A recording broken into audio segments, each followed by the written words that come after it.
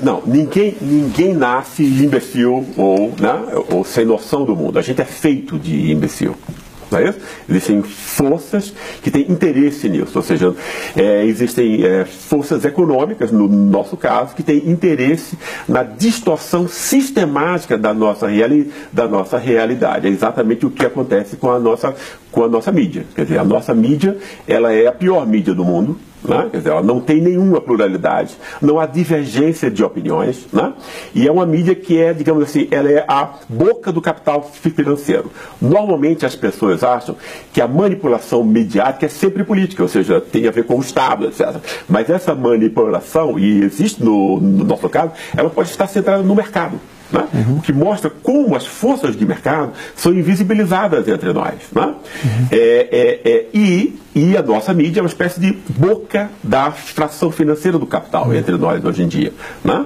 Então ela distorce, quer dizer, enquanto a fração financeira organiza o assalto da população como um todo, via juro, via dívida pública, via isenções fiscais de bancos e de empresas, que é a real corrupção, né? Que é 1 bilhão de vezes maior do que a merreca que a Lava Jato disse ter recuperado aos cofres públicos, o que é uma demonstração, né, da farsa que isso significa, né? Quer dizer, dessa corrupção ligada apenas ao Estado e à política, porque é uma forma de você fragilizar, criminalizar a política, porque o sistema político foi montado assim, desse modo, para que o mercado pudesse comprá-lo. Essa é a história. Né?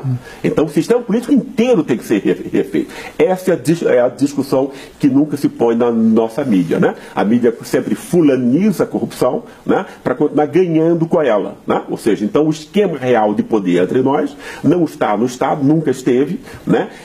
A elite do Estado, ela é no fundo a lacaia do mercado, né, como os nossos políticos são, quer dizer, você compra 400 deputados, como os bancos e as grandes empresas fazem, então você legitima, né, quer dizer, a corrupção do mercado. E a mídia faz o seu papel de distorcer, de fraudar, de mentir, né, quer dizer, o que está acontecendo para o público. A nossa dominação social, econômica e política está resumida nisso. A noção que nós temos hoje do que é o Brasil, do que é o brasileiro, tem uma data. Isso foi construído, isso não existia desde sempre. Né? Não existia sequer a ideia de Brasil. Né?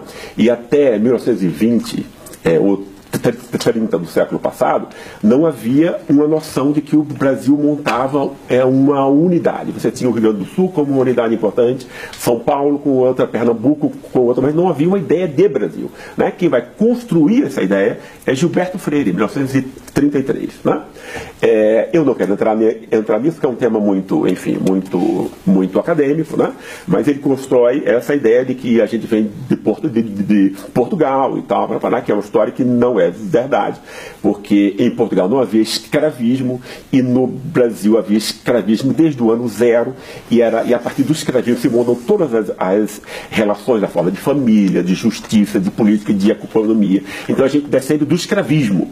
Obviamente, de um modo óbvio, né? Os seres humanos são construídos por instituições, né? Quer dizer, não por um sangue, DNA que se transmite de avô ou pai e tal. Então, não vem de Portugal, né? Mas o que é mais interessante é que a elite econômica de São Paulo, quando ela perde o poder político em 1930 para Getúlio Vargas, quer dizer, que era um representante de elites subordinadas, apoiado pela classe média, ou seja, Getúlio chega ao poder em 1930 no bojo do primeiro grande movimento de classe média entre nós, que é o tenentismo, que começa em 1922.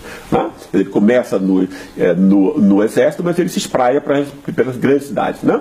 E é um movimento que ele aponta tanto para a esquerda, quanto para a direita, quanto para o centro, como sempre foram os movimentos de classe média no século XX, ou quando a classe média era uma pequena burguesia no século XIX, idem, apontar para todos os lados. Né? O que foi que a elite paulistana fez? Olha, eu preciso controlar a classe média, né? Controlar a classe média pelo espírito, porque é a classe média que lê, letrada, porque as classes populares, os novos escravos, não é isso? E a classe trabalhadora, essa elite manda descer o pau, manda assassinar, etc. Né? Uma elite sanguinária, né? Quer dizer, até hoje, né? Etc. Quer dizer, com a classe média, que no fundo a função social da classe média é exercer a dominação em nome dessa elite que é muito pequena. Ela precisa de delegados que vão supervisionar, controlar a produção no mercado, legitimar, justificar a dominação, etc, etc. A classe média faz isso. Esse é o papel dela, né?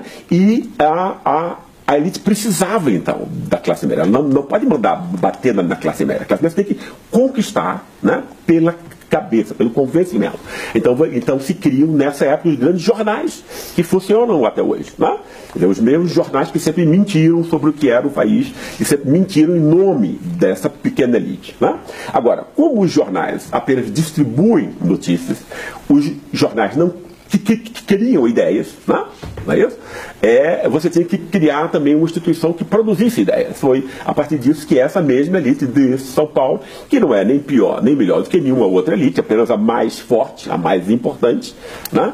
Ela vai construir o quê? A USP, e na USP, obviamente, na USP tem várias coisas que foram importantes, etc., pessoas que não seguiram essa linha e tudo, mas a USP foi montada para ser um think tank gigantesco do liberalismo conservador brasileiro. E ela exerceu esse papel à perfeição. Né?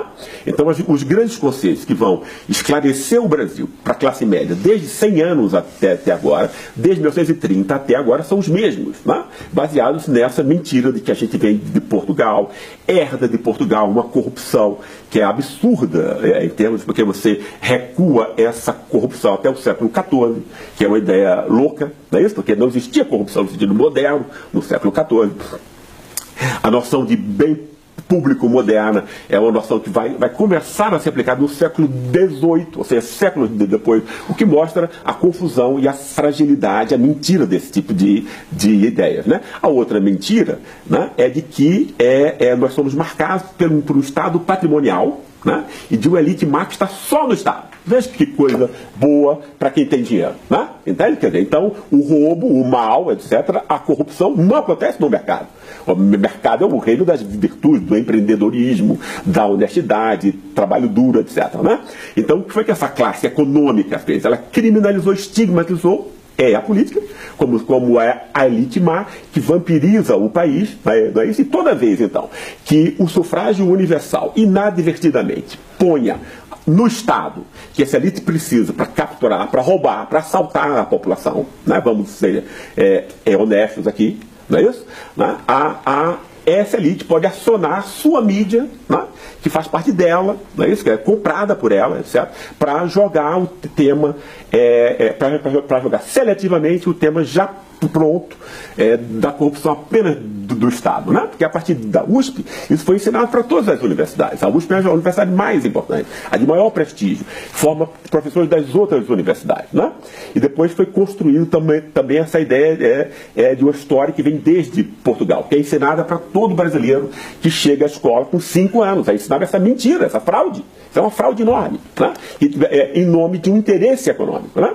E depois o que a imprensa faz é distribuir em pílulas envenenadas todos os dias essa mentira do patrimonialismo e do populismo. São esses dois conceitos montados na USP e, digamos assim, espalhados para a população como um todo. O que resume isso é dizer o quê? Para que essa elite, que é uma elite do atraso, uma elite do saque, uma elite da rapina, né? Quer dizer, que é incomparável, não consigo imaginar uma elite pior no mundo inteiro, sem nenhum projeto nacional, etc., né?